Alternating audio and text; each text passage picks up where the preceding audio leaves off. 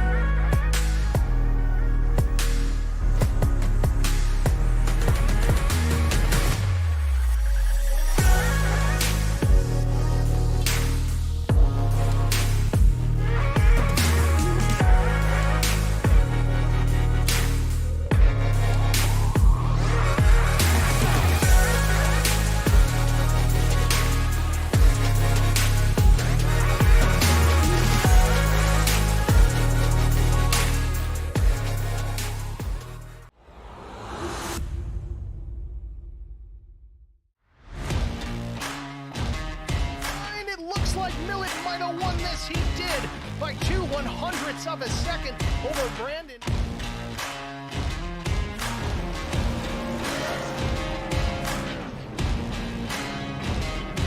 That S4 guy off turn 4 for the final time sees the checkered flag. It waves. It belongs to the 315.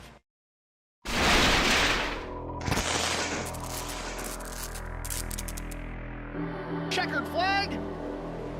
Contact and Brian Rose wins it. A photo finish at the line. Oh, we got a wreck. Will Hewitt's through the trial for the final time, and oh, they're wrecking. Big trouble. Vincent Short sneaks through, and I think Short...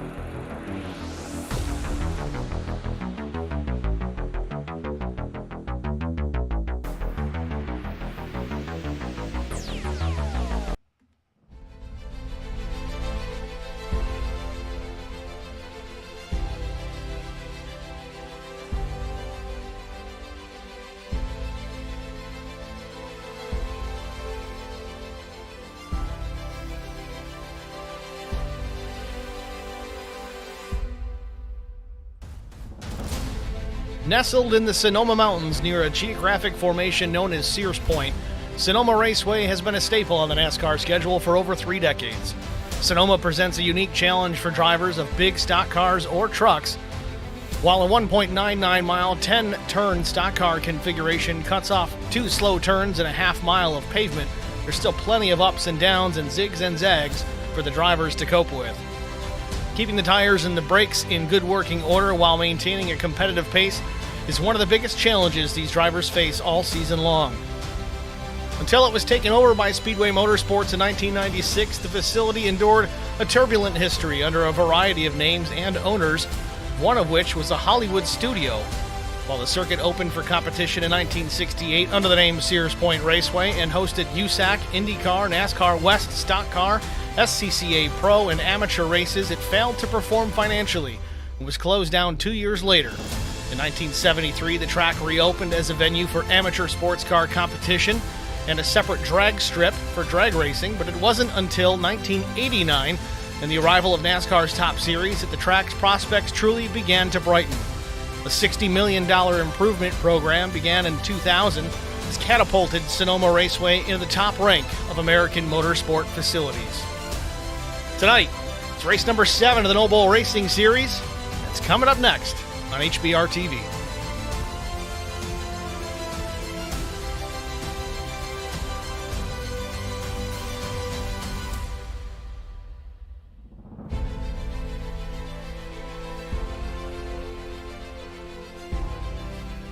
Good afternoon, everyone. Welcome to Sonoma Raceway. I'm Steve Singer with HBR TV, joined in the broadcast booth by Eric Dotson. Eric, how are you? I'm doing good, Steve. How about you? Doing well. Welcome to sunny California. Here we are in Sonoma for tonight's Castle Pax Power 125. It'll be 45 laps, a stage break at lap 15. Track temperature 101 degrees, air temp 78 degrees with 82% humidity. Actually, even though it's kind of desert-like here, the humidity up today makes for some interesting shots, but we'll have to watch the track temperature as it is later in the day. It may start to drop. In fact, it does just now. We're already down 1 degree as practice continues to wrap up here from Sonoma. Let's go down trackside to see where the numbers are stacking up. Right now, Brian McCann, your fast driver in the field. Minute 17:74 over Zach Millett's minute 17:78, and just let me tell you right now, these are some very, very fast times, especially in those top 3, especially at the track temperature the way that it is right now. A little slick out there. To throw down lap times like that, these guys are really getting after it. Could Steve Singer beat these times? I don't think so. I could probably be in a high 18 if I really push and put the laps in. You look at Brian Rose, he's a 19:12. He was faster than that in different practice sessions throughout the week. And in fact, the session that I jumped in, though I didn't put a ton of laps in, Brian was certainly faster than I was. So keep an eye on the 89 throughout the night as well. He's going to likely lock in a decent finishing position tonight, maybe even a win, depending on how things go with the McCann brothers and Zach Millett. These guys come together, maybe they wreck each other, opens a door for a Brian Rose or a Neil Quick or even an Alfie Sharon who does well on road courses. You got Chris Goins in the mix, you got the 83 of Brandon Mefford. It's not a walk away for anybody at this point. Millett just jumped out to the fastest truck. Minute 17:71, that's what Zach likes to do. You knock him off the top, he goes back out there and tries to find another half a tenth, and he did just that. Minute left in the session. We've already got some stream chatters. Haley in Sweden, she's on the pole. Hi, everyone. It's racing time. Hope everyone's having a wonderful Sunday. And Cody Anderson saying, hi, Steve. Hi, Cody. Again, you guys, all you watching here in YouTube land, feel free to chime into the stream chat. Anybody can comment. Don't need to be a subscriber, though we hope that you are. There is a 60-second delay on everything, so if you send a chat, you got to wait a whole minute. This kind of helps us avoid the Naked HD spam.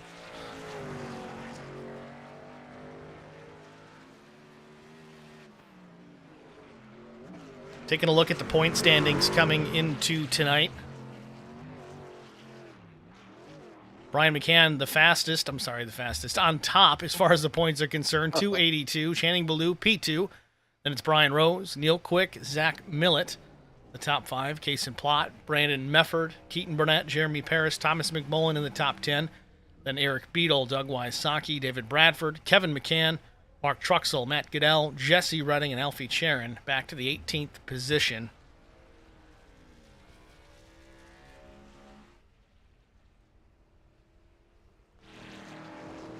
And practice does come to zeros here. It is officially over. Jump right into qualifying here in just a moment.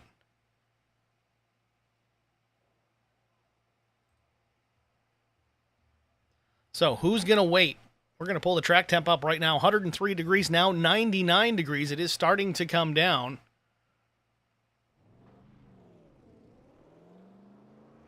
Watch Neil Quick roll here.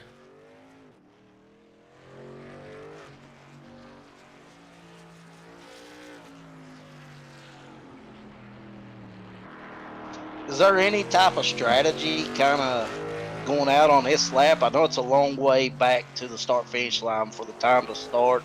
So I know you're really, really good at road racing. What's the strategy here? Well, it does vary from track to track, but a place like Sonoma, it's a very abrasive surface.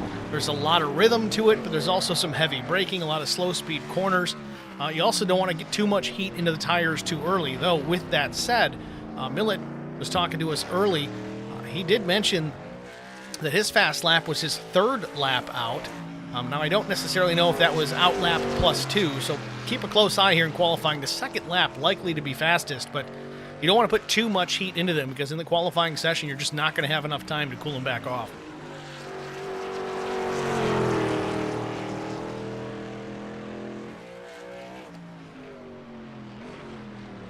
It looked like Neil just kind of wasn't easy on it, but wasn't pushing it.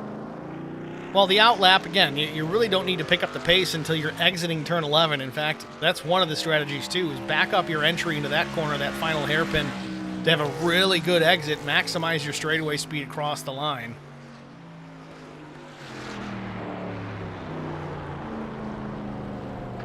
Oh, Neil went a little wide. No, that's going to throw that lap away. Kevin McCann taking the green flag on his first lap. 42, certainly a threat for the pole position here tonight.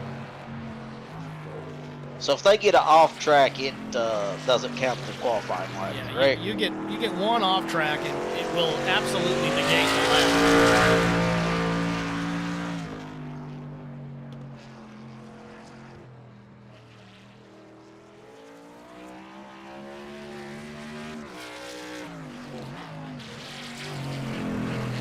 Kevin McCann out of Winston-Salem, North Carolina.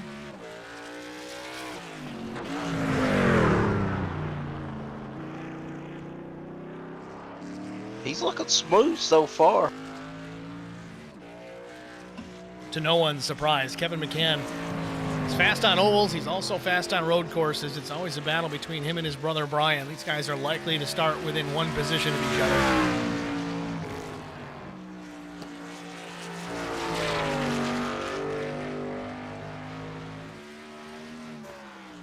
Right now, Millett's put the time up for everybody to beat. He's the only one that's took a lap. Minute 17:79, first lap for Zach Millett. That is a fast one out of the box. Again, track temperature a little bit cooler. Brian McCann goes P1 at 17:74. Kevin McCann across the line. Where does he land? 17:58, the fastest of the session so far. Zach Millett on the track. His first lap, a 17:79. We'll see if he can pick it up here on his second time by. Again, Kevin McCann's going to have another crack at this as well. That is an awfully stout first lap for the 42 of Kevin McCann. Though he does scrap it, looks like he went right to the pits. He's going to say, you know what, that's good enough. And knock him off the pole with a better lap than that, well, you've earned it. That's kind of surprising with a lot of the drivers saying, you know, the second, third lap was the fastest.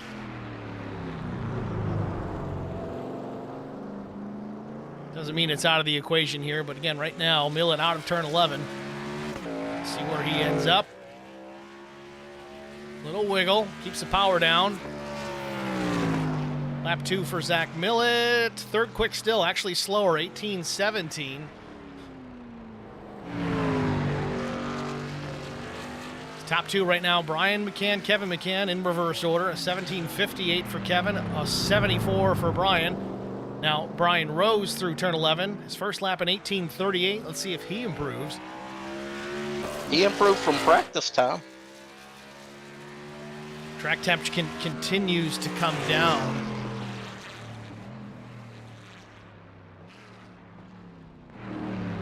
Drew Blaze into turn 11 is 8th quick on his first time by.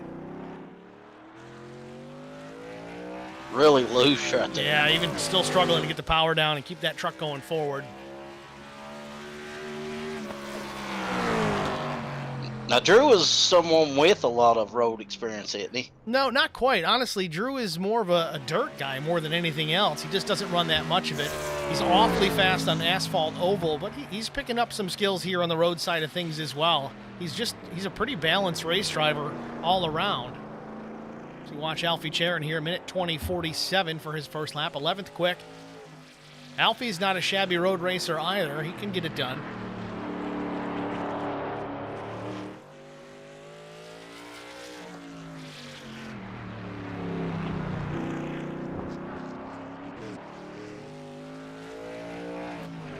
Meanwhile, Chris Goins also on the track. First lap, 1:19:56, puts him P6. Haven't seen anybody go faster on their second lap. We'll see if Chris Goins can do it as he gets into the S's. It's turn 7, 8, and then eventually 9.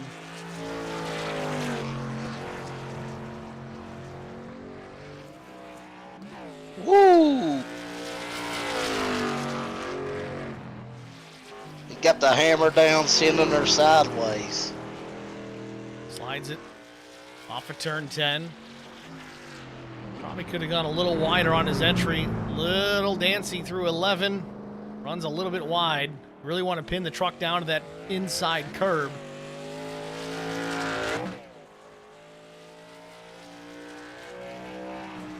So second lap for Chris Goins. It's faster. 1:19:16 puts him into the top 5. Alfie Charon finishes up his lap. Looks like everyone else has either completed their laps or has opted to just start in the back. That was a really good lap by Chris, considering he had her sideways a lot. So 7 minutes remain here officially in the qualifying session. We're going to jump out and get a break out of the way, and we'll be back with our starting grid after this. I met Marcos Garza when we were doing radiothons for St. Jude Children's Research Hospital. We needed sponsors to help us raise money, and he's always the first one to jump in. I would describe Marcos and his team as upstanding, someone you can trust, and he is just a genuine guy.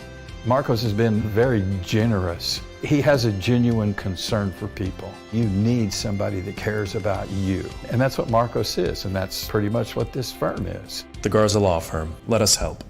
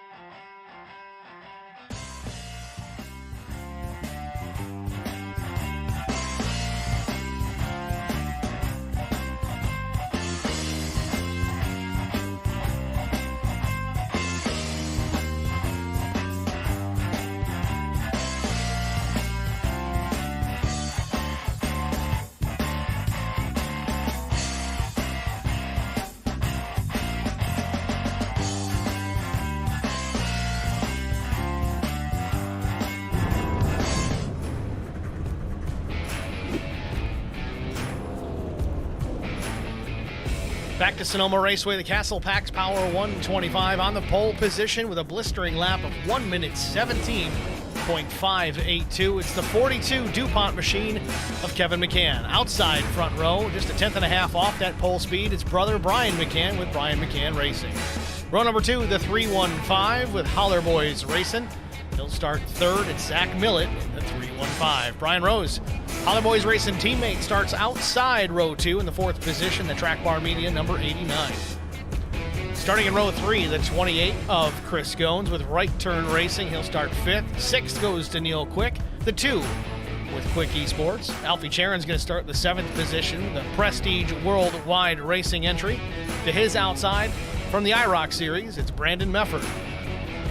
Starting 9th in the 99 on a Lone Star Racing, it's Tristan Sykes with Mark Truxell in the 5 at HLC Motorsports. He starts 10th. Drew Blaze, also Lone Star Racing in the number 1 machine. He'll start from the 11th position. 12th goes the Speed Clinic Racing's Jeremy Perez. Carson Conway, the number 72, a strong run for Carson. He's going to start 13th. Joe Tucker, another Lone Star Racing entry, or maybe not. Old data, he starts 14th. Mike Fahey's going to start in the 15th spot. He's definitely from Lone Star Racing. And Alan DeFries, the number 71, starts 16th. Chris Mefford, the number 84, also out of the IROC Series. He'll start in the 17th starting position. Kaysen Plott will start 18th. Matt Goodell, Pony Express, number 85, starts 19th. With Doug Wysocki, another IROC driver, starting 20th. Prestige Worldwide Racing's Brian Torsha is going to start in the 21st position, and then another Right Turn Racing entry. It's Chris Elliott, starts 22nd. 23rd is the 119 Beetle Motorsports machine of Eric Beetle. 24th, Right Turn Racing's Jesse Redding. Noah Rainwater with Thunderclap Racing. The 05 is going to start from the 5th position.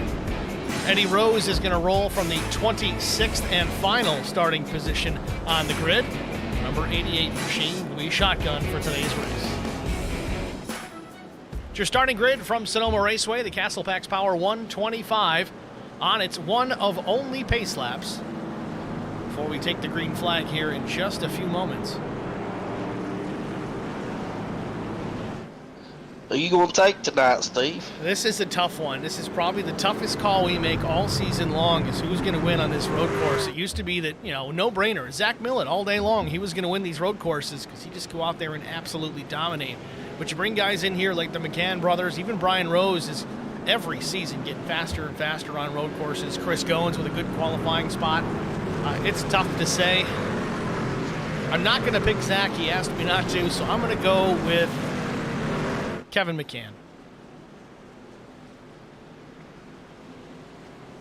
Zach didn't ask me not to, so I'm going to take Zach Miller. Oh, no. He's probably rolling his eyes if he's listening right now. Well, here we go, folks. Field working through turn number 10. We're going to get the green flag in just one more corner. The pace car will peel off earlier. Zach Millett commenting in the stream chat. No!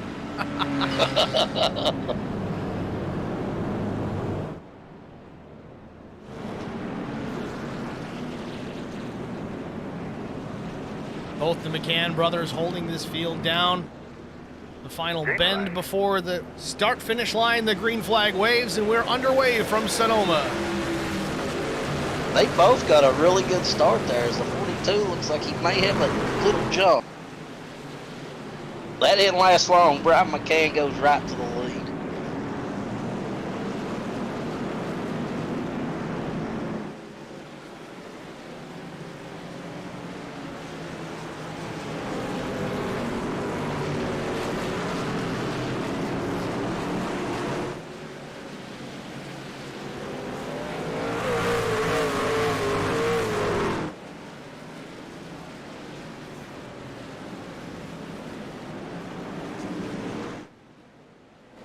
Brian McCann out in front over brother Kevin. Zach Millett runs third. Brian Rose in the 4th position. Chris Goins maintains the 5th spot. Really the only changes inside the top 9 is for 1 and 2. It's Brian McCann overtaking brother Kevin for the top spot pretty much right away. Where's going to be our passing points here? Where's the easiest place to pass? There's no easy place to pass in a place like Sonoma. A common place, though, is definitely going to be what we just saw down into turn 11. If you can get to the guy's inside and outbrake him into the corner, that's a great opportunity to do so. Really, it's going to come down to braking more than anything else. Up through here is not really great opportunities unless the guy gets a wheel off and makes a mistake. It's kind of narrow. There's not a whole lot of opportunity there. It's kind of more of a rhythm section than anything else. As they work off at turn 4, down the hill into turn 5, if you can get to the inside, it's an opportunity. You can outbrake a guy slightly, but you got to be real careful on exit because that wall juts out in a hurry to see Zach Millett running real wide.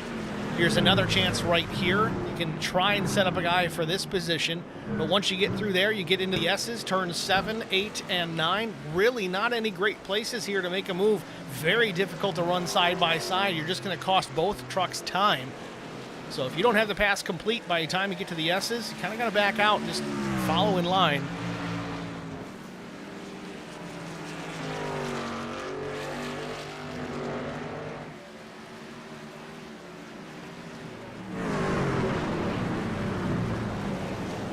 Brian swinging out real wide right there. Really, really have to. The straighter you can make the corner, the faster you can run through it. I made this comment watching, I think it was Carson Conway the other night in a practice. He said the farthest to the left you can go on entry to 11, the better. Even if you got to hit the cones, hit the cones.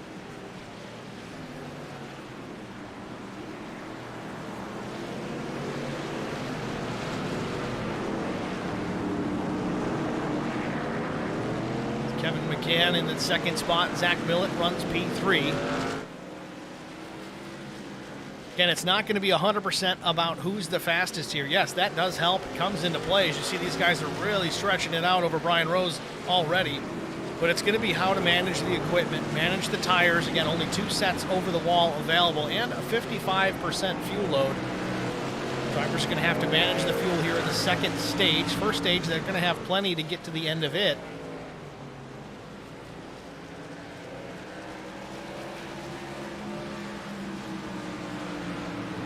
Got to thank Whiplash Sim Cams for the drone footage. Really, all of our custom cameras here at Sonoma Raceway. We've got 9 different TV camera sets as well as some custom cams, 3 different drones, 3 different blimps, a whole bunch of fixed position cameras, courtesy of Whiplash Sim Cameras. It's fantastic ability watching Brian Rose go around the course.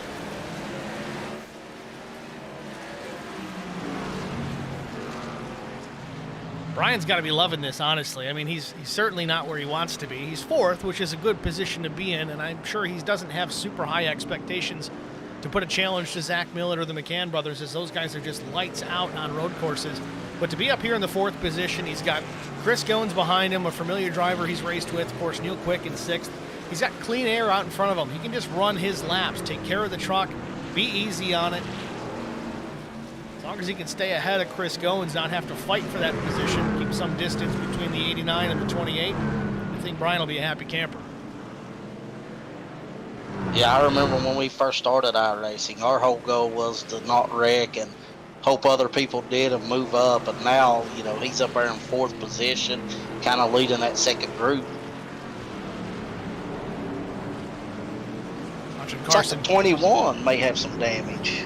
Wouldn't surprise me. Again, this place is narrow. You're going to beat and bang, especially on those restarts. Carson Conway running in the 23rd spot. Remember, he started 13th. Looks like he did have an issue on lap 2. Let's go back and take a look and see what happened with the 72. Looks like down into turn 11. Kason Plott drives it in deep. Looks like Carson tried to drive it in just as deep. Might have got too much rear brake. It kicks the truck sideways. Or does he put the power down too early? Yeah, looks like that might have been it. And so did, I can't tell who that is behind him. Chris Elliott, maybe? Could be Chris Elliott. But just a quick little self-spin for the 72 of Carson Conway. Waits for the field to go around. He doesn't want to pull out into traffic.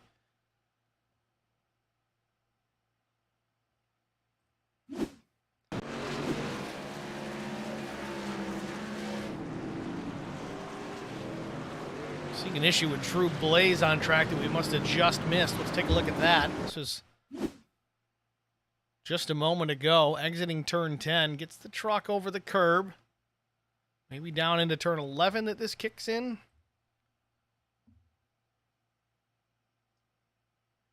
Yeah, a lot of rear brake, and in fact, the 83 of Mefford locks him up, which might have gotten the attention of Drew. Just a little bit of a slide. Not really a crash per se, but definitely going to hurt the rear tires there.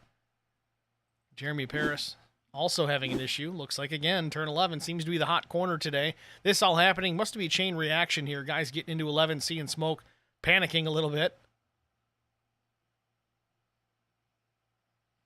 Really, I don't see any issue there with the 24 other than a little... Oh, there we go. Yeah, brought her all the way around.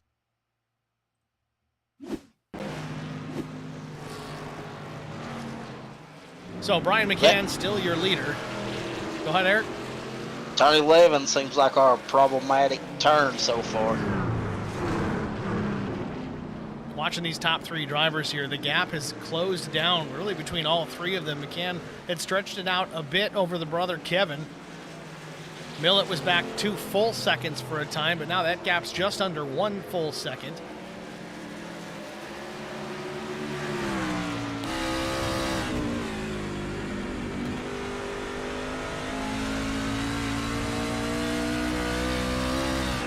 Nathan Peters in the stream chat. Poor cone guy going to be tired picking up those cones in turn 11 for Brian McCann. I was thinking the same thing because every lap they're back in place.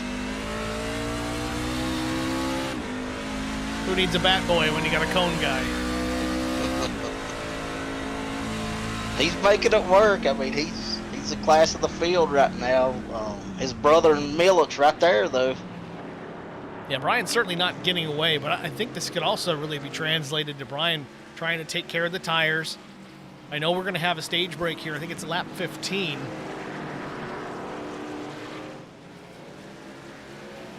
And by all means, everyone's going to take 4 tires under that caution.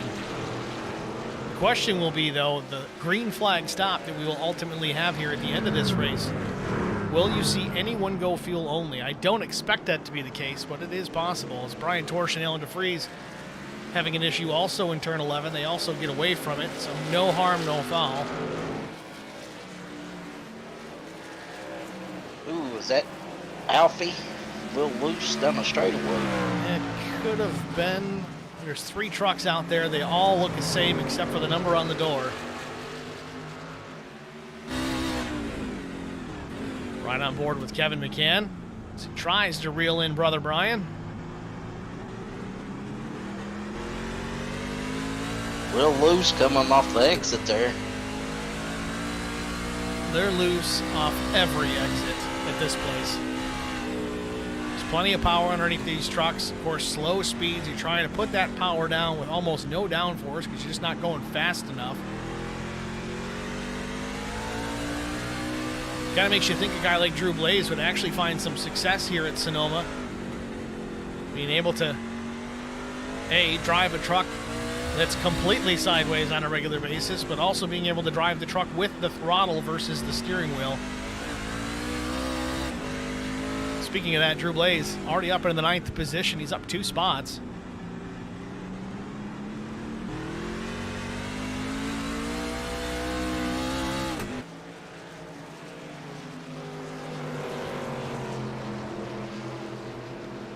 So as these 3 continue just to log laps here, 8 laps in. Start to follow some other battles throughout the field. This is further back. That was Matt Goodell, the 23rd position, working around Doug Wysocki.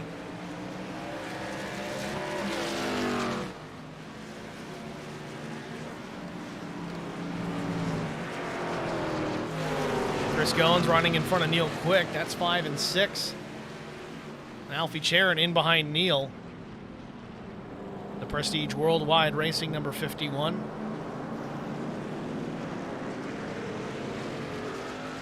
Yeah, see Alfie's putting the power down a little bit too hard. He drifted all the way out of 11. He got a little bit there in the cake. Coming back to start finish.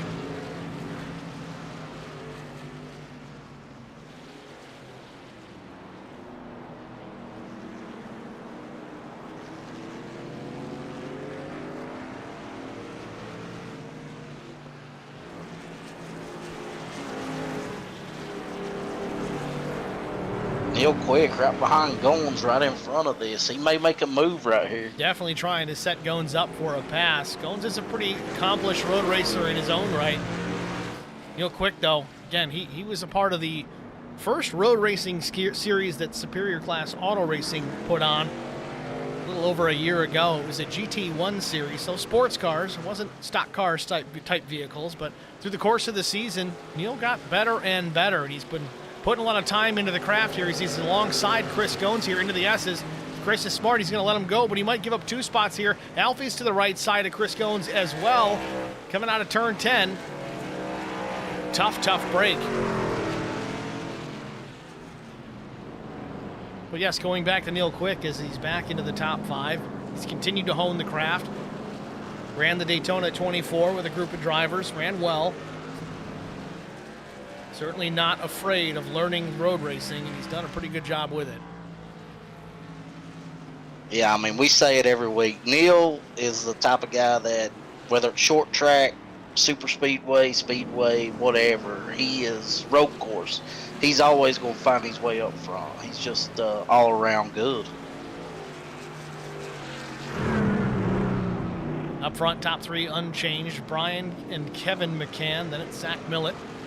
Ryan Rose also still in the 4th position. So those top 4 positions, for the most part, remain unchanged. Of course, Brian took the lead from his brother right at the drop of the green flag up into turn 1, turn 2 area. It looks like our leaders are maybe getting ready to get in lap traffic. I mean, this could be huge for them to get bunched back up and battle. Yeah, absolutely the case. Chris Elliott in the stream chat. Caught a banana peel, sent it into the wall, and threw a rod. Hanging out and watching the rest of this broadcast. Well, Chris, glad you're sticking around, man. Sorry you're out of this one so early.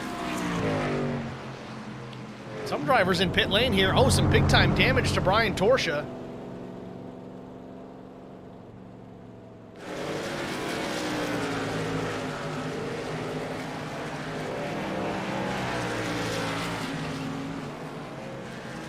Definitely an impact there for the 81. Pretty significant one at that. Eric Beadle down and away. He also has some likely corresponding damage on that machine. Let's go back to Beadle's incident, see what we can see here. This again, here we go, Eric, back into turn 11. Torsha gets in hot on the inside of Carson Conway. Conway dumps him. Again, not intentionally. Everybody's sliding through there, but all 3 of these drivers coming together. Carson becomes the meat and the sandwich. Everybody coming together out of 11. The 84, Chris Mefford, going to the outside. That's one time I can say that was not Carson's fault. Nope, definitely not. And again, it's not that it was intentional. Torch is a pretty good, accomplished racer himself. Not so much a road course guy per se. But overcooked it, trying to pass Carson into the corner, into that hairpin. Carson's not going to give up either, and Torch starts to come around, and Carson pushes the nose. He gets into him, and then, well, all 3 of these guys in trouble.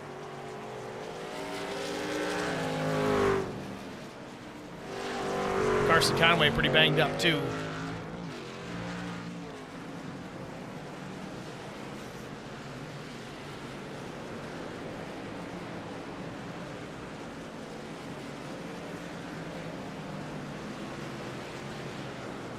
Sure, Carson's just trying to get 3 more laps in and see this stage caution and get some fresh tires and maybe a little bit of damage fixed. We got a battle for position here. Zach Millett has caught Kevin McCann, but a little mistake out of the 315 there. Slides a little bit off course, gets the truck off balance. He was right to the back bumper of Kevin McCann. Still closing down. Meanwhile, Brian McCann has put 3.5 seconds on P2. As they start to lap traffic here. Alan DeFries in the 71. Oh, almost loses it. That would have been disaster. Brian McCann has checked out as Millett goes to the inside. Side by side, coming to the start-finish line. Oh, man, these guys are fighting hard here. Again, points are paid for stage position, so Millett trying to get all he can get here, knowing he's going to get some fresh tires here at the caution. Can throw caution to the wind here and fry these Goodyear Racing Eagles if he wants to get around Kevin McCann. Had some opportunities. We'll see if he can do it.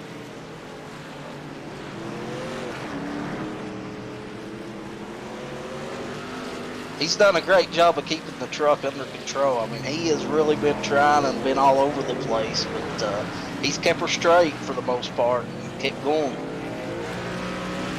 Millet does seem to be a little bit better on the brakes, at least right now in the course of this run. I don't know if it's a matter of Kevin abused the tires a little bit more than Millet.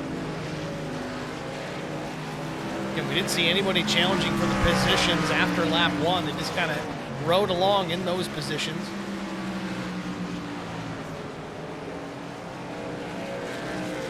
Alfie Charon with an issue on track.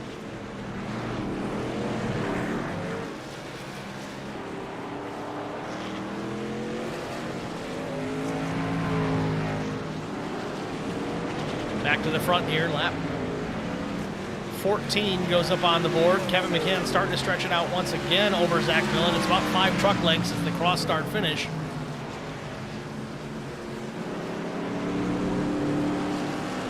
Again, those of you at home watching the track map we have displayed in the upper right corner of the screen, the numbers that you see indicated, they are not the driver's car or truck numbers. They are the running position.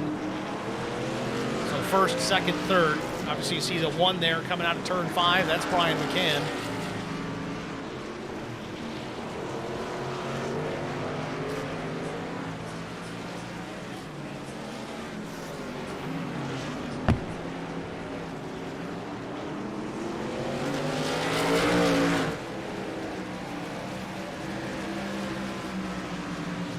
Millet's going to have another lap to try it, see if he can do it.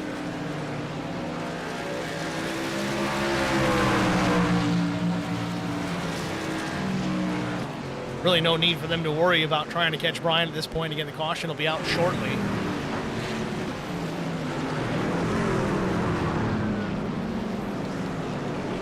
Man, Millet does close the gap considerably there. Under the brakes into 11. Kevin's a little bit better on throttle coming out. Lap 15 goes on the board. This will be the stage once they throw the yellow. I would have to think that Kevin's got a little bit better tires because Millet has been sideways. Here he comes, though.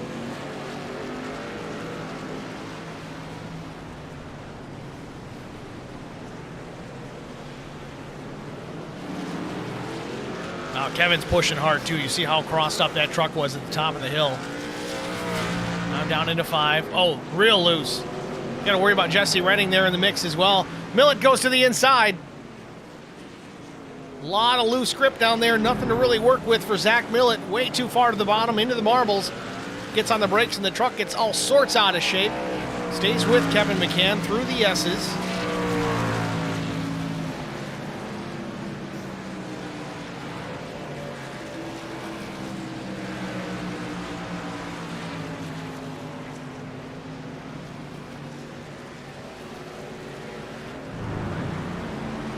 This could be his last chance. Brian McCann out of turn 11 here. He's going to win the stage.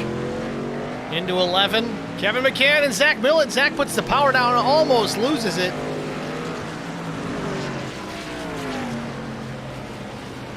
I think he was going to try to get a run and maybe get beside of him at the finish line. I think he wanted to give him a little bit of a bump and get him out of the way.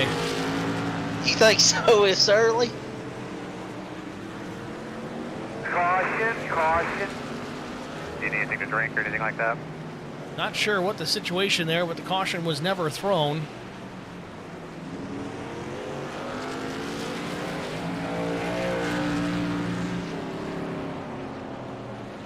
So we are complete here. Stage 1 in the books. We only run 2 stages here in the No Bull Racing Series. Brian McCann, Kevin McCann, Zach Millet, Brian Rose, Neil Quick, the top 5. Then it was Chris Goins, Alfie Charon, Brandon Mefford, Drew Blaze, Kaysen Plott, your top 10. An impressive run for Kaysen Plott. He's up 8 spots.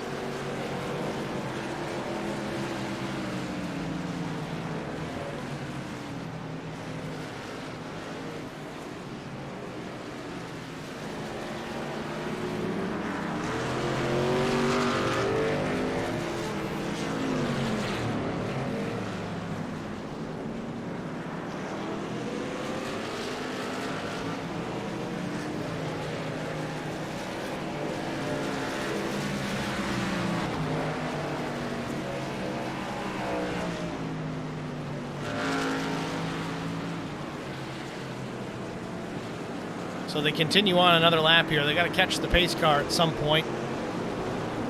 Pace car just coming up the hill now through turns 3 and 4.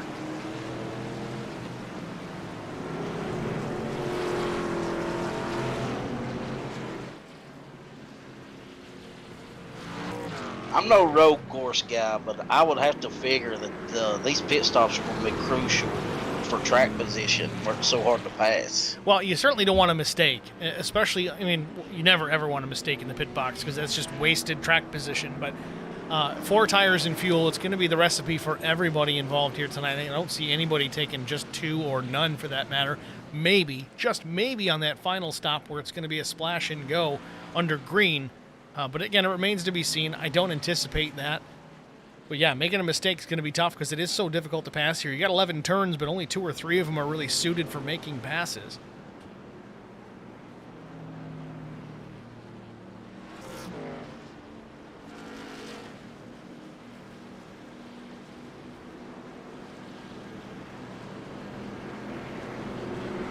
Looks like Redding will be the beneficiary of the lucky dog, so he'll get back on the lead lap. Definitely a plus for the 21. So all of the lead lap trucks down pit lane.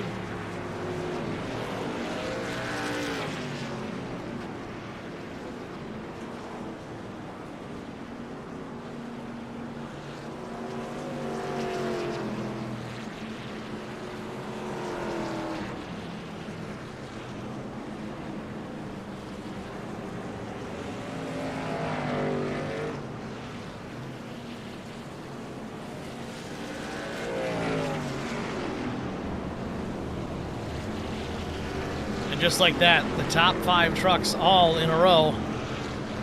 Kevin, Brian, Zach, Brian, Chris Goins as they peel out. Brian McCann first off of pit road. Zach Millett wins the battle exiting pit lane. He's going to pick up a spot. Well done for the 315. That could be huge for him too, because at times it looked like he was faster than Kevin, but just couldn't complete the pass. Let's take a moment here and get with Brian McCann, pull him up into the broadcast booth, get a word with our stage winner if we can. Brian McCann, it's Steve and Eric in the broadcast booth. You with us? Hey, man, I got you. Brian McCann, congratulations on the stage 1 win. You've got a ton of pace out there. Took the lead right away from your brother there at the green flag. Walk us through that first stage and what are the plans here for the last half of this race? Yeah, that start, I think he was in, I'm not sure what happened, but we went side by side into one, and of course I'm on the right-hand side, so I had a little advantage there, got out front. Made a few mistakes, allowed him to catch back up to me, but I think on the long run, I started to pull away, so this next stint, it's going to be interesting to see what happens on this. We're going to have to do one green flag pit stop. So on the green flag stop, now I'm not asking you to show us your hand here, but any chance we see anyone take fuel only? I don't know. It'd be a tough truck to drive after just fuel. Yeah, that's tough on fresh tires. Well, either way, Brian, we look forward to seeing everybody's strategy here as this one plays out. We'll let you get back to it. We'll put you back in IROC chat. Thanks for talking to us. Thanks. It's Brian McCann, your stage 1 winner. He's going to have to contend with Zach Millett at his door as we go back to the green flag here in a little bit. And we are on the 1 to go. Pace car lights are out. And I don't know what is going on here. Ryan Torsha.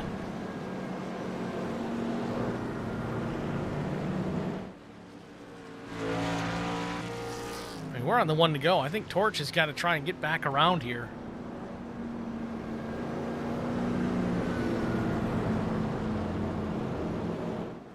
Not sure. Looks like he's letting everybody by now. Are we single file restart? Single file restart. That is correct. Not going, not going. They've waved off the restart.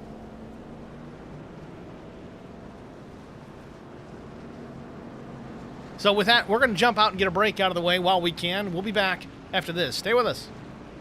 I met Marco Scarza when we were doing radiothons for St. Jude Children's Research Hospital. We needed sponsors to help us raise money, and he's always the first one to jump in. I would describe Marcos and his team as upstanding, someone you can trust, and he is just a genuine guy.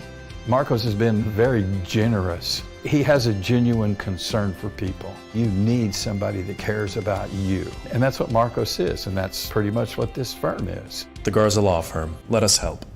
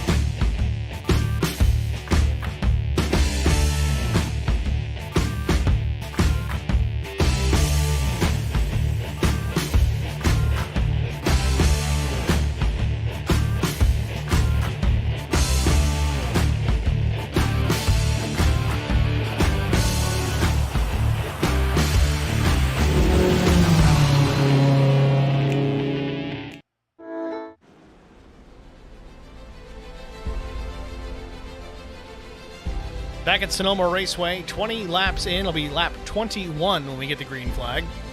It's going to force a late green flag pit stop for these drivers here in this event. I think 16 or 17 laps is the full fuel distance on a 55% fuel load. We'll see how that pans out. Brian McCann going to restart with Zach Millett to the back bumper. Single file restart as we get ready to go back racing. That was an even bigger move for Miller to get out in front of Kevin on the pit stop. Yeah, especially if we're going to be single file here.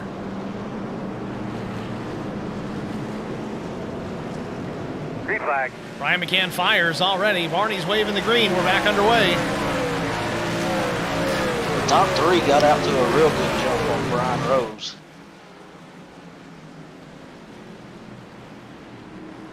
Brian McCann up the hill. Put 6/10 on Zach Millett already through turns 2 and 3. Right-hander, turn 4.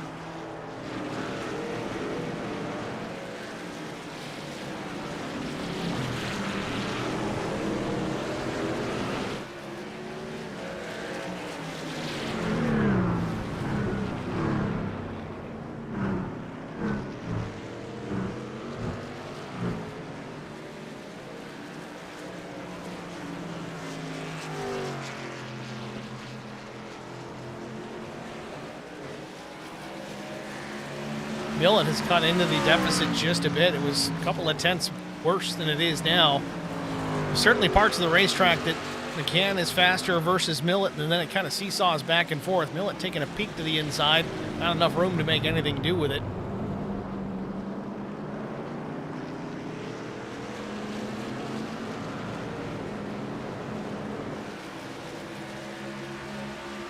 You know, Zach may be just kind of trying to see Brian's line and run behind him. I mean, he was the class of the show the first stage, and see if he can get any pointers. I know these guys probably don't want to burn their stuff up too easy, so I'm sure they're not 100% right now. Well, there is that as well. I mean, Millett is certainly not bashful about trying to learn something from a fast guy that's in front of him. In fact, it's something he does quite a bit. If he's got someone who's got pace on him, he will absolutely sit there and run behind, find out where he's losing time, make adjustments, try and pick up a little bit more speed, a little bit more time.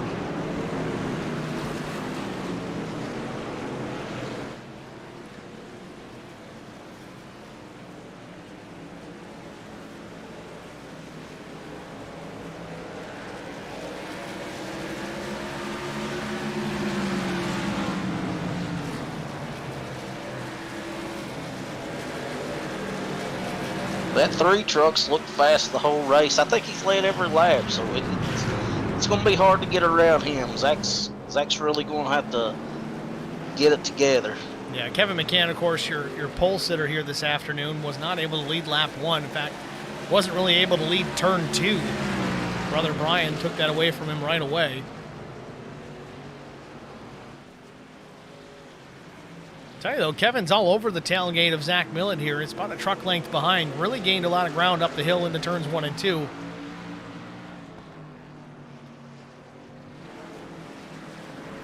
Being word that Matt Goodell may have crashed, seemingly in turn 11. Imagine that.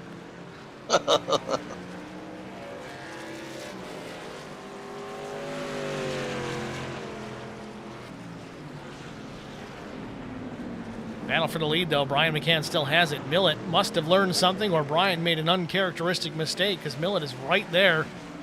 Now through the S's, though, once again, McCann seems to power through those corners a little bit better than the 315.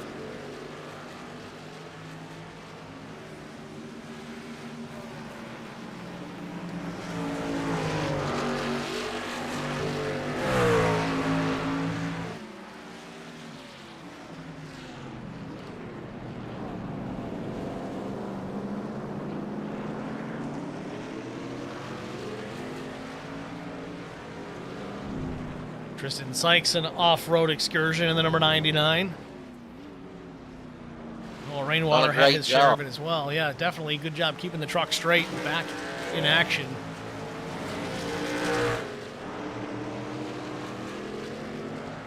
Let's ride on board with Zach Millett, see what he sees here as he tries to take this top spot away from Brian McCann.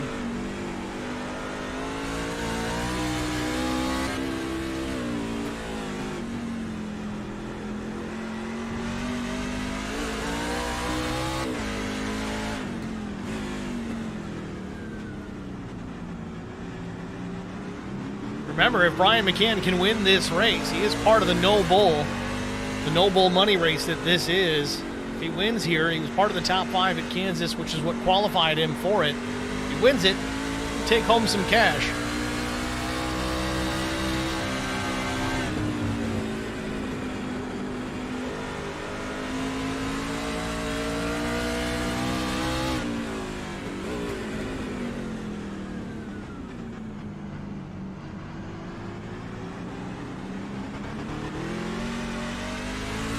Millett lost a bunch of time coming out of turn 11 right there.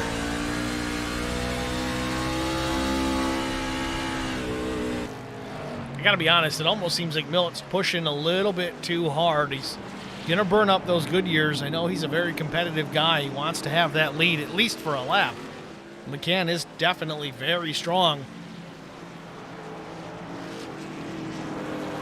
Realistically, if you swap these guys in position, I truly think that Brian's going to have a similar amount of difficulty getting by Zach Millett. Again, this place, as we've said, it's so difficult to pass.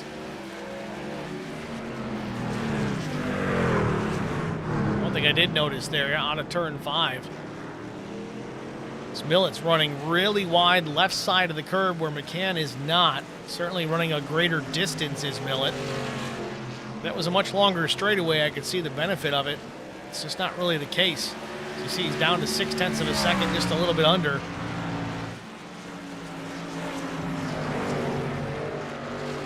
Like you said earlier, I believe they both have their strong points and weak points, because it seems like this lead keeps going back and forth depending on what part of the track we're at.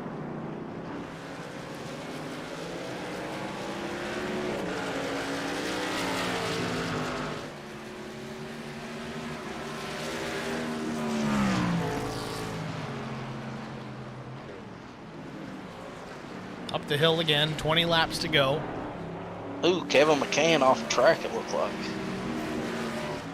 Yeah, Kevin lost a ton of ground there. Now it's 3.5 seconds back to the 42. Go back and watch it here, the replay. This is into turn 1 up the hill. Oh, just ran wide.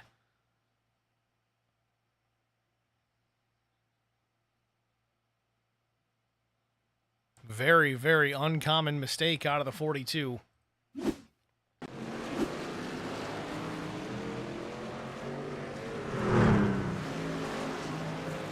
But you never know. With that said, anybody can make those mistakes. Even Brian McCann. We got 19 and a half laps to go. McCann's been pretty perfect here so far, but it doesn't mean it's going to stay that way. A simple mistake. It's not going to take much with Zach Millett, just 0.4 of a second out the back door. Man, I keep thinking Brian's coming to the pits every time I see that. And I think maybe Kevin, losing some ground to these guys might be an advantage for Zach because he don't have to look up in his mirror anymore. Oh, 100%. If he can focus out that front windshield, there's a reason it's bigger than the rear view mirror. Look at what's ahead of you.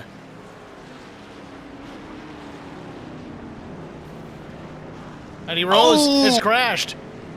Eddie Rose, looks like Brian Torcha. That broke up that lead battle big time. I thought Zach Millett was out right there. I thought he was hitting one of them. Well, let's take a look at it, see exactly what happened here with Eddie Rose again up the hill.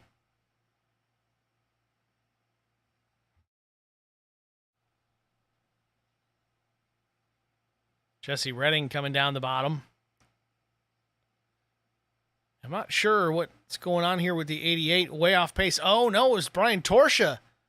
Was already sideways in front of Eddie Rose.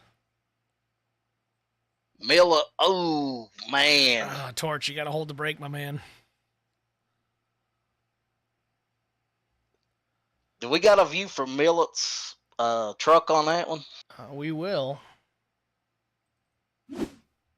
I thought he was hitting him. He done a great job of avoiding that. Go full speed here up the hill. Slow it down as they get close. Nah, we'll let it go full speed. Oh, lordy.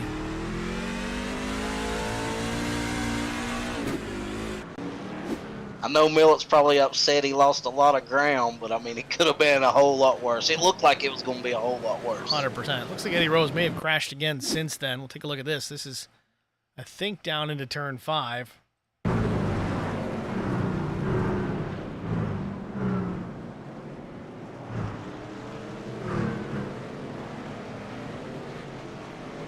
He just slows way down. I think he was just letting everybody by. Yeah, but you're creating more of a problem in doing just this. I mean, he's driving off track. Guys, he's got to be up to speed. You're easier to pass if you're going closer to the same speed.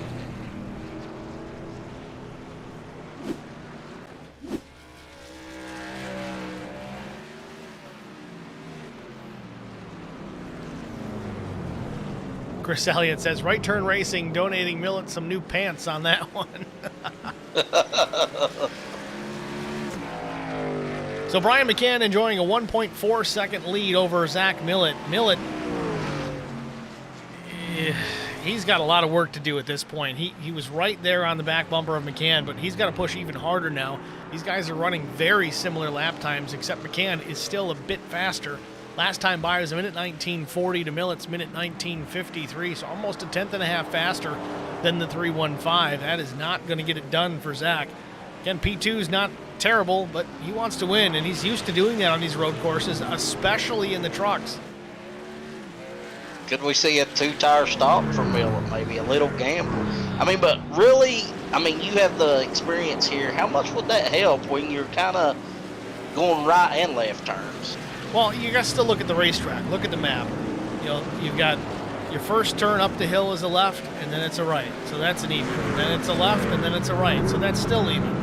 Then another right, then another right, and then a left that you can't really call a left, and then another left, and then a right, and a left and a right. So really going one side or the other, I suppose you could put right sides only, or even left sides only, depending on where you want to be quicker. But I just don't see where it's going to make that much of a difference. It's not as easy of a call to make if you're on an oval where it's absolute. I'm going to go right sides only. As Brian Rose hits pit road here, he's going to try and go the opposite direction. Try to be the first driver to pit last. Or the last driver to pit first. His lap time should pick up with the 4 fresh tires.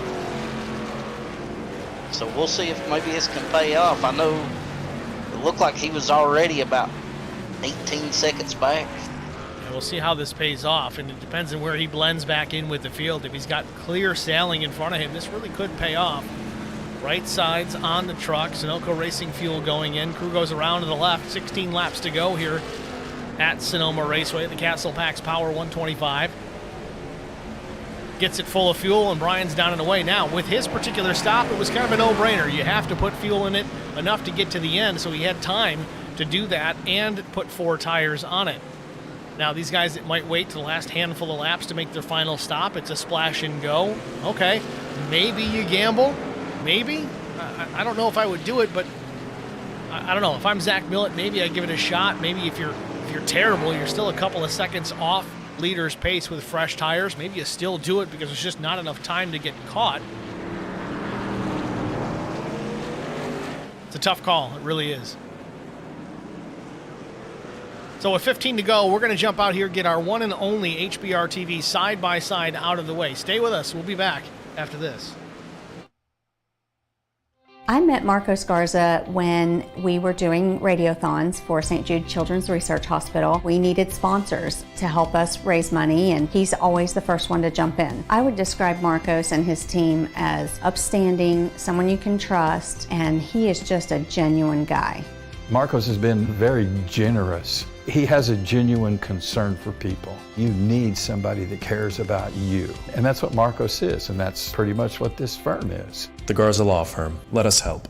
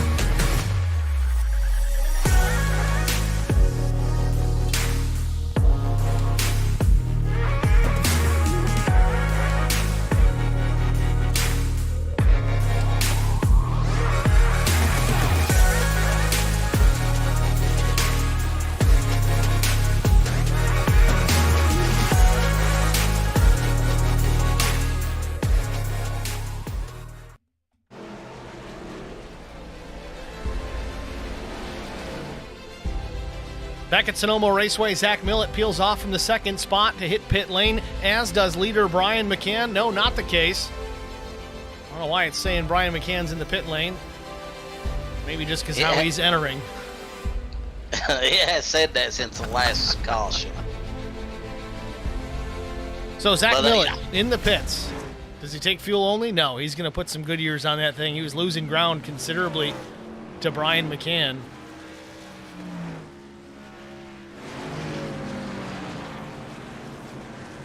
Four tires and fuel for that S4 guy. He's down and away. Millett's going to roll back to the speedway here in the 5th position. Kevin McCann closing. He gets out in front of the 42. That is super, super important. Little bit fresher rubber and ahead of a very fast Kevin McCann. That gives him the opportunity to push here.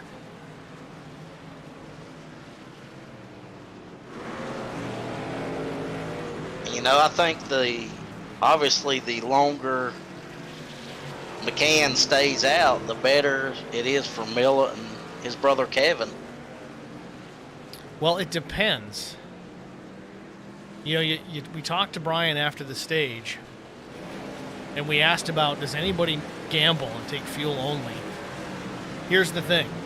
The longer Brian McCann stays on the racetrack, and we saw this a little bit in our GT3 broadcast earlier today, the longer Brian stays on the track, the less time he has to spend in the pit box getting fuel, which means there's no advantage to take the tires at that point. If you can make your final stop and only take 5 seconds of fuel, why would you change tires?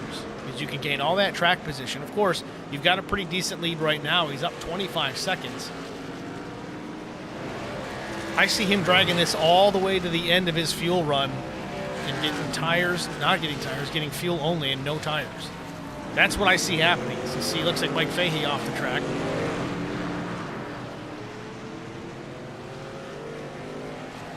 I don't know. It's a gamble, but it's almost kind of a gamble that you can make as the race leader. Well, I know right now, looking at the timing, Kevin McCann is about 3 seconds faster than Brian, but I mean, he still has a lot of room. I mean, there are a lot of time to make it, 35 seconds. So you could be right. I mean, he could be planning on just fueling it.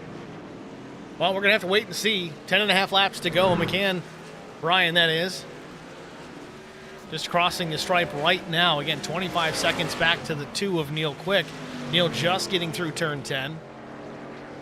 Looks like he's going to hit pit lane for his second and final stop of the day. Chris Goins is going to join him.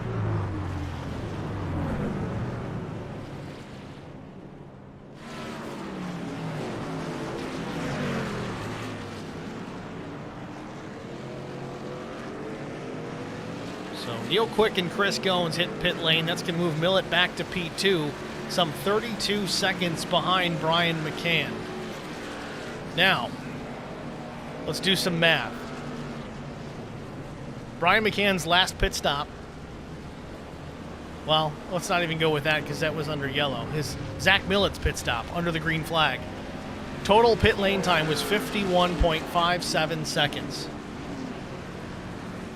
If Brian McCann stops now and takes 4 tires and fuel, that's going to give the lead to Zach Millett.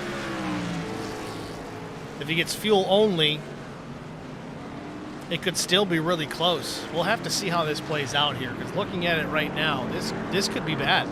Because Millett's got fresh tires right now, and he's just chopping into that lead. He gained about 2 seconds the last lap. Yeah, McCann's last lap at 20:68. Millett in 18:31. Last time, again, this time for McCann at 20:26. So we're still talking 2 seconds a lap. He's cutting into that. The longer Brian stays out, the harder this is going to be. We'll have to see how this plays out. This is going to get really interesting. Strategy certainly at play here. Chris Goins running in the 7th spot. He's been up into the top 10 all afternoon long.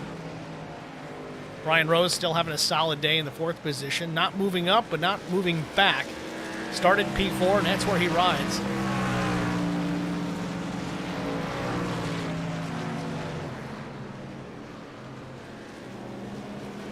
The only thing with Brian is he pitted way earlier, so, you know, the guys behind him are going to have fresher tires, which could make a difference towards the end. Yeah, Brian pit at lap 29, and Neil Quick was behind him, pit lap 35, so definitely fresher tires there.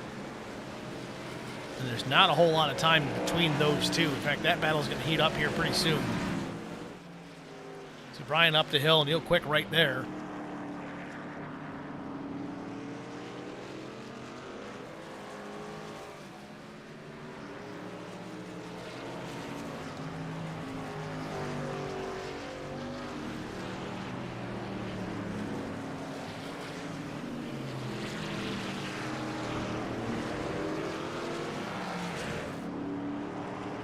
Eight laps to go for Brian McCann. Still needing one more pit stop before this one is out.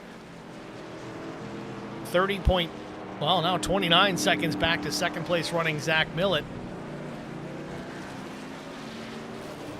Man, I just don't know. I don't know if Brian's going to have enough here. As we talked earlier, he's led, I think, every single lap of this race to this point. As we come near to 7 laps to go, we'll have to see if he opts for pit lane this time. I think this is right at the end of that fuel window. If he does pit, it's got to be a gas and go. It's got to be splash and go. You're absolutely right.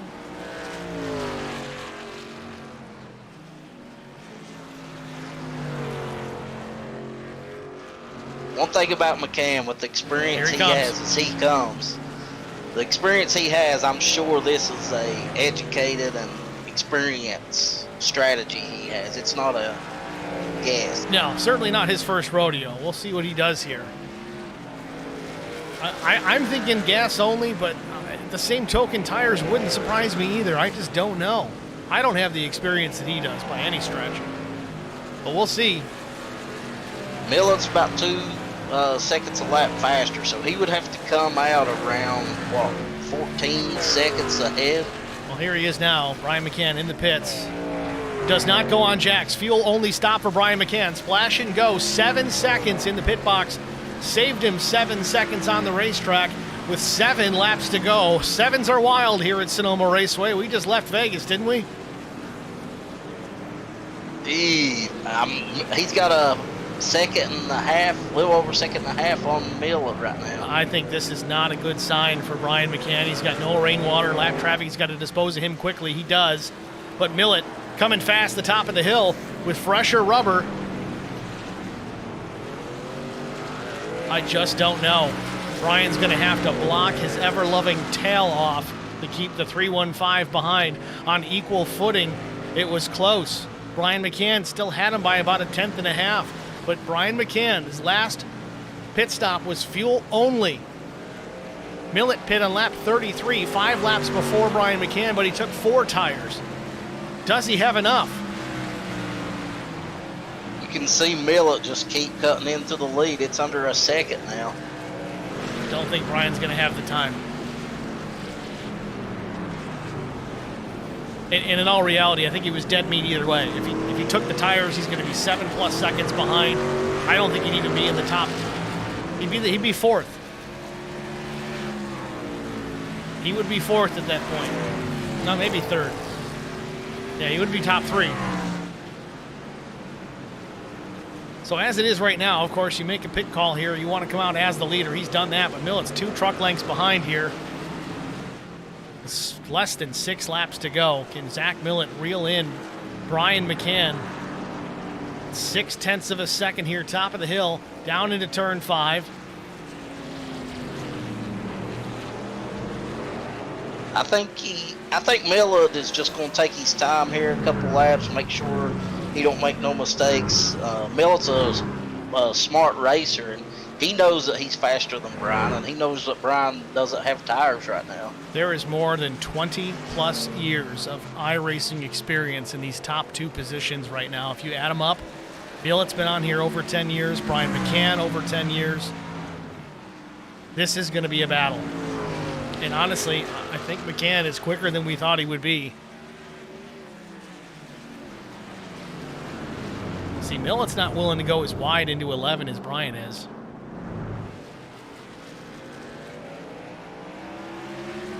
But I don't know. Eric, I think you're right. I think Zach might just be playing it cooler than he has to right now. They ran almost the same identical lap that time. And Millett was a hair quicker, but not by a whole lot.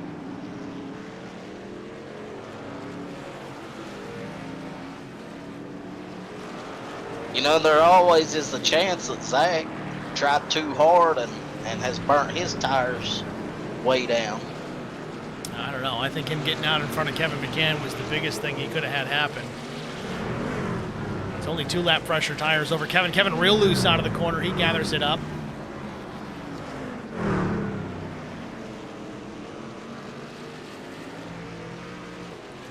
Continue to watch this battle for the lead here with less than 5 laps to go. Brian McCann comes out of the pits. Fuel only for the 3 truck.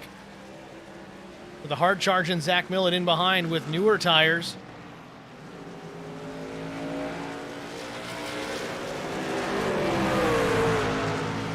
Lap traffic coming into play here. Millett takes a peek to the inside. The 85 runs way wide intentionally, and Zach Millett's to the inside of Brian McCann. Brian pushes him into the tires.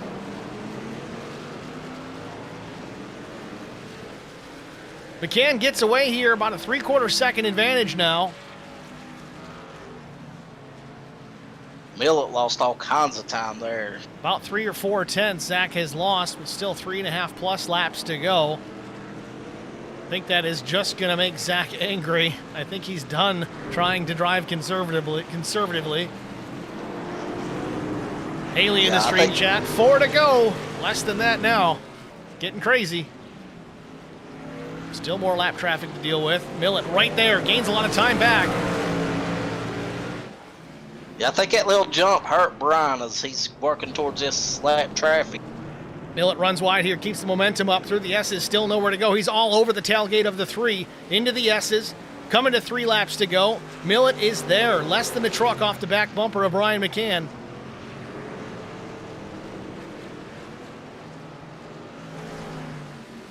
I think Zach's setting him up for a move right here. Yeah, I think you're right. He's right on the back bumper. It goes wide. Defensive line for Brian McCann. Smart move out of the 3. Brian was able to outbrake him, but doesn't have position. Side by side into the hairpin. Turn 11. Little wiggle by Zach Millett. Coming to 3 to go. McCann having trouble putting the power down. One thing about it, McCann has defended well to be on older tires. Oh, I am super impressed. I cannot believe he's able to do this with this much older tires. Yeah, he's done a phenomenal job. I think Millett was trying to get him out of his groove going into 11 as Brian has swung wide every time and Millett took that away. I think he was trying to cross over.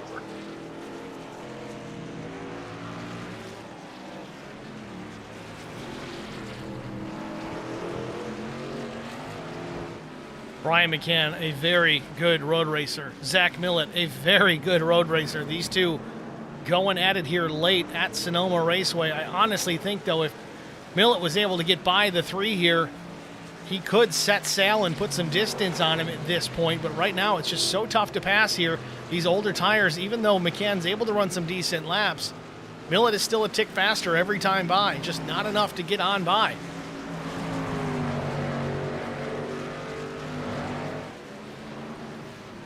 Down into turn 11 once again. Millett on the brakes. Closes in. Thought we'd see a bump. Millett pushing hard again. Both drivers wiggle in the rear of the truck. Can't get the power to those rear tires.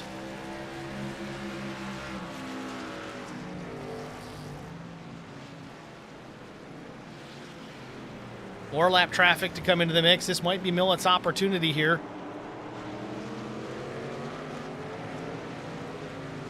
And the question remains, I know these guys are both very clean racers, but when do you use the bumper? I think it'll be a last lap if Millett don't get him before then. You know, if Millett does use the bumper, he's got to be careful. You want to move him, but you can't wreck him.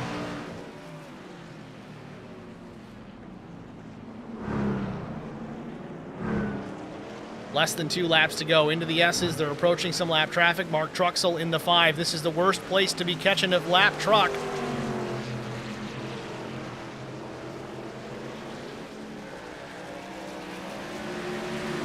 Truxell gets out of the way, lets the leaders fight it out. Millett's got to run out of turn 10. Goes wide. Defensive line again for Brian McCann. Watch for the crossover. It's too far alongside. Might get a run out of 11 here. Now loses a ton of ground, almost a full second. Brian McCann to the start-finish line. White flag in the air. One more time around for the 3. Wow. Millis really going to have to put the hammer down now. Yeah, Zach's in trouble. He's down a second and a half. I think he used up his stuff. Ryan McCann up at the top of the hill here in turn 4. Now down into 5. He's had a solid afternoon. I think he's led every lap. Started outside front row with his brother on pole. Kevin McCann rides in the 3rd position.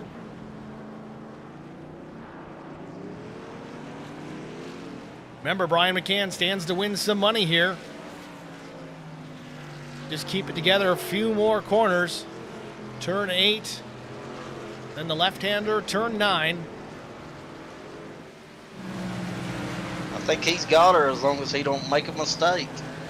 Brian McCann out of turn 10. Down into the hairpin, turn 11 for the final time.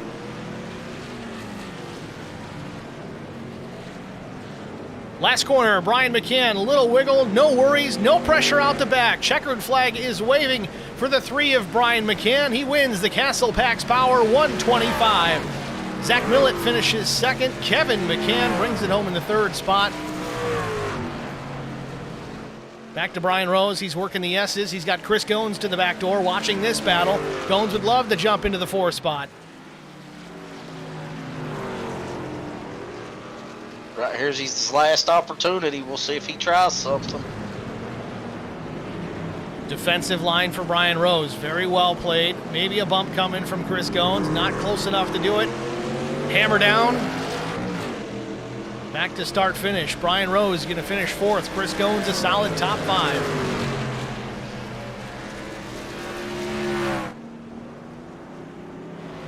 What a job by that man right there. I mean, me and you both basically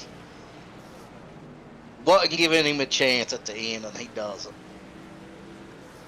That was impressive. I think Zach's best opportunity was there in the hairpin. McCann pinched him off. I think Millett might have got a piece of those inside tires, slowed his momentum. That was his best opportunity, it seemed. If he was able to stay to the right side of McCann through that corner up the hill, he might have had him, but it remains to be seen.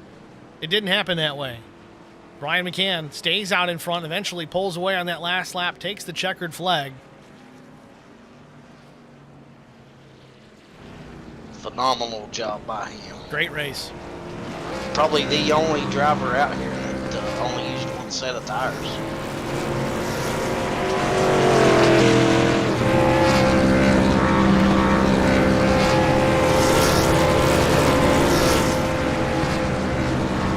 He deserves to burn him down. Although I'm not sure how much tread's left on him. I don't know how he's got anything left.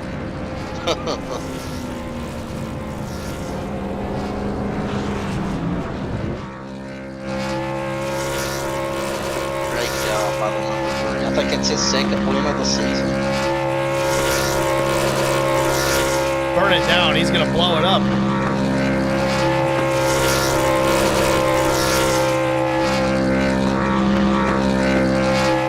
Came here, qualified 2nd, took the lead from his brother, and never gave the 1st place position back.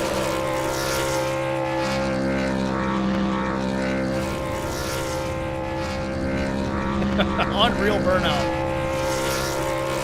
This could be the longest burnout I've seen. Somehow it didn't blow up. Unbelievable. We're going to step out and get our final break out of the way. We'll be back with our top 3 finishers after this. Stay with us. I met Marcos Garza when we were doing radiothons for St. Jude Children's Research Hospital. We needed sponsors to help us raise money, and he's always the first one to jump in. I would describe Marcos and his team as upstanding, someone you can trust, and he is just a genuine guy. Marcos has been very generous. He has a genuine concern for people. You need somebody that cares about you. And that's what Marcos is, and that's pretty much what this firm is. The Garza Law Firm. Let us help.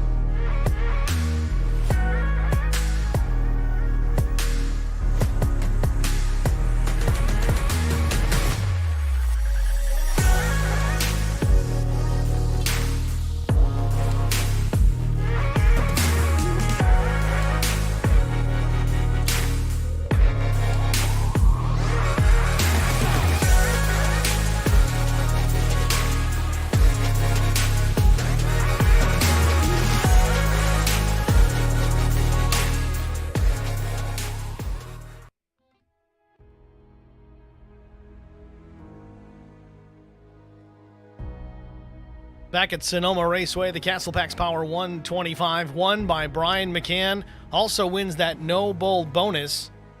Let's see if we can pull Brian up into the broadcast booth and get a word with our race winner. Brian McCann, it's Steve and Eric in the HBR TV booth. You with us? Hey. Brian, congratulations on a win, man. Me and Eric both thought you were dead meat with just a fuel-only stop. I know we talked about it at the stage. You weren't going to show your hand.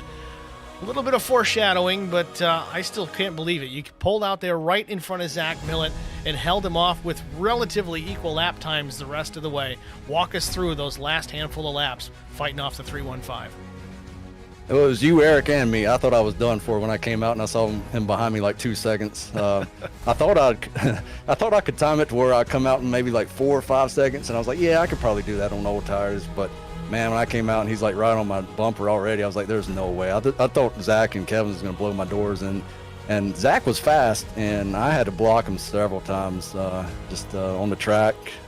He could have got the nose under me a few times, so I'm glad he didn't spin me around, and that was an amazing race at the end with everybody up front. You know, it's not too often that we get to call a road course race with stock cars, or in this case, trucks, and it ends up being a great race. There's usually 1 or 2 guys at most that really kind of got to get things done on a road course in that type of vehicle. Here, it was a fun one to watch across from the beginning all the way to the end here with strategy, and then a great race between yourself and Zach Millett. It was really a blast. Congratulations, man. That was a real fun one to watch. And at the same token, I think you walk out of here winning some money. Nice. So, Brian, next week. Sorry, go ahead. I never heard how much it was. Do we know? Off the top of my head, I don't. I think Brian Rose has the details on that, so we'll get in touch with you certainly before we get too far into the weeds on it. But let's talk about next week before we get too far into the cash payout. Pocono Raceway, certainly it's still an oval, but it does kind of run similar to a road course just based on how the different corners lay out. How do you feel about Pocono Raceway next week in the truck? Yeah, we raced there last week in the IROC series, and I didn't do so hot, but I know what to do now. I had a bad setup or wrong settings in the last race, so I got a little practice, so I'm going to come into that race with a little bit of knowledge of what to do and what not to do. Well, very good, Brian. Again, congratulations on the win here tonight. Well deserved. Really a thing of beauty to watch. We're going to let you go here. Anyone you want to shout out to? Yeah, my family, my wife, everybody watching tonight, you guys for doing the broadcast, the admins that put on this show. They put a lot of time and work into it. All of our sponsors that make this happen, thank you. All right, Brian, thanks for talking to us. Good luck next week. It's Brian McCann, your race winner. Next, we're going to go to probably a disappointed runner-up, Zach Millett, though I would assume he had a blast at that. Zach, it's Steve and Eric in the HBR TV booth. You with us? Hey, what's up, guys? A hard-fought second-place finish, Zach. I know you started P3, so anything above where you start is always a plus, but you're used to winning these road course races in these trucks. You had a hard-fought battle. You had fresh tires. You couldn't have asked for a better opportunity. Just couldn't quite get by the 3. I know he took your lane away a few times, but that's just road racing. Walk us through those last handful of laps. Was there anything else you could have done, short of dumping the 3, to get you this win here tonight? Man, I don't know. Our pace was really, really close, which is insane since he didn't have tire change there at the end. That's crazy. Big congrats to him, man. He earned it. He led pretty much all the laps today. He did a heck of a job. I don't know, man. There was a couple times where we were there and we could have finished the job, but I mean, I don't know, winning like that's just it's not worth it, you know. So really wanted to outrun him somewhere, get a run off, and pass him properly. But yeah, the chance just never came, man. It was hard out there. Just anytime you apply the gas, even minimally, it just, I don't know, you couldn't put it down, especially if you're outside of the main groove. It's just it was tough running out there. Walk us through lap, I think it was 3 or 4 laps to go. You had a run. You guys got into some lap traffic. You were to the inside of Brian McCann in that turn 11 area. It looked like you had position, but I can't tell if the 3 pinched you, made contact, it got you into that tire barrier or not. What happened from your perspective there?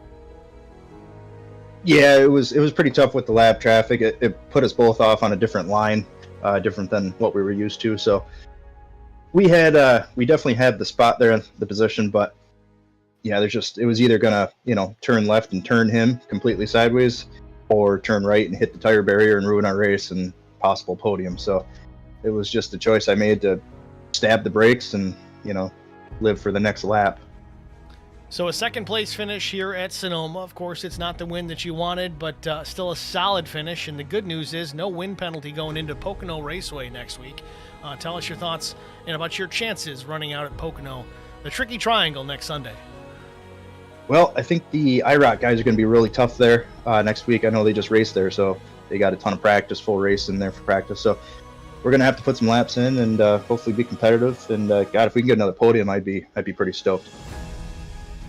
Well, Zach, we're going to let you go here. Certainly good luck next week at Pocono. Who do you want to shout out to?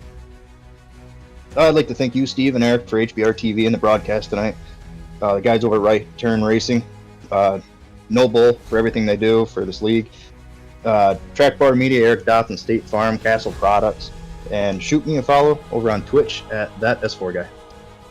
All right, Zach, again, congratulations, man. Good luck at Pocono. Thanks for talking. Thanks, guys.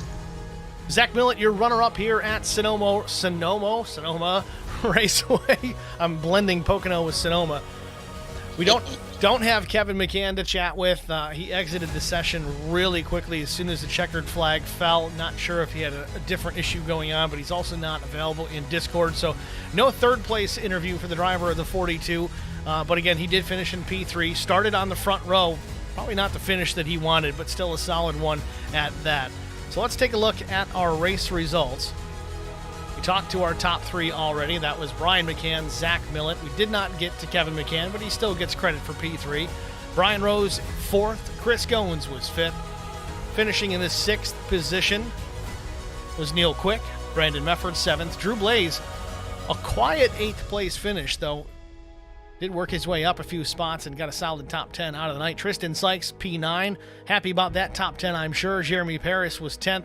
Chris Mefford was 11th. Mark Truxell in the 5, a solid top 12 finish. Mark does do a lot of road racing, so this was kind of in his wheelhouse. Certainly a good run for the driver of that Little Tate's Cupcakes number 5.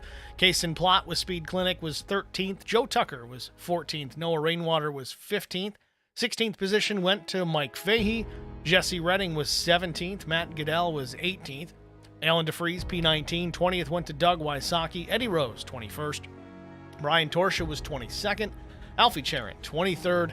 Eric Beadle, 24th. Carson Conway, 25th. And out very early in this one, Chris Elliott only made it about 5-6 laps. Finishes 26th. Last truck in the field, 39 laps down. Sure race results here. The Castlepacks Power 125 from Sonoma Raceway. Thank you guys all for joining us as always. Certainly appreciate you being here. If you haven't already done so, please check us out on YouTube. youtube.com/@HBRTV and the number 1. Like, follow, share, and subscribe. Turn on those notifications. Certainly does help things when you are planning on watching a broadcast and life gets in the way and you forget and all of a sudden the phone goes off and hey, HBR TV is about to go live. This way you don't miss any of it. Also follow us on Facebook, facebook.com/HBRTV1. Occasional posts and stream links will appear there as well. We won't drive you nuts with those notifications. Lastly, Eric, thanks again for joining me up here in the booth, man. What are your thoughts on this? I know you're not a huge road racing fan, but HBR as a whole has certainly come a long way in the terms of road racing. Of course, Brian Rose has gotten a lot better. Even Carson Conway has shown some improvement. This race overall was fun to watch. I mean, tell me your thoughts. Absolutely. It is the funnest road course race I've ever watched. I thought it was great. I thought Brian McCann had lost the race there at the end, and boy, you never can tell. You got to wait till the checkered flag comes out in all these races. But great job to everybody. Good, clean race, and it was exciting. I loved it. Yeah, I mean, I'm a road racing guy through and through regardless, so it's certainly a blast to watch for me. And as I said to Brian in our interview, it's not very often you get to broadcast one of these road races with the stock cars or the NASCAR-type vehicles where it ends up being as exciting as it was. It was everything. We had strategy, we had close racing, we had banging fenders, guys racing side by side trying to use lap traffic as a pick. I mean, we literally had it all here tonight. It was a blast to watch. It makes me that much more excited for Watkins Glen later on in the season. Of course, that's going to be in the playoffs, so a lot more on the line there. We do wish that you guys join us for that. But for now, we're going to say goodbye from Sonoma Raceway. Thank you all for watching. Again, Eric, thanks for joining me in the broadcast booth. As always, helping us out. And again, thanks for everybody in the stream chat. Thanks again, guys. Have a good night.